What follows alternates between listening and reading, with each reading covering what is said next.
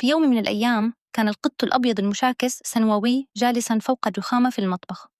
كانت عيناه تلمعان بفضول وأذناه مرفوعتان كأنه يسمع شيئاً سرياً. على الطاولة كانت هناك علبة تونة مفتوحة ورائحتها لذيذة جداً. سنووي نظر إليها بنظرة شقاوة ورفع قدمه الأمامية قليلاً كأنه يقول: أنا بريء، لكن ريحتها مش طبيعية. وفجأة نط سنووي على الطاولة ومد يده بسرعة البرق وسحب علبة التونة وقفز بها تحت الكنبة. بعد لحظات عادت ماما إلى المطبخ لكنها لم تجد العلبة. بدأت تدور هنا وهناك، وسنوي كان جالساً تحت الكنبة يلحس شفايفه ويفكر: يخبي الغطا فين؟ ثم نظرت ماما تحت الكنبة وشافته.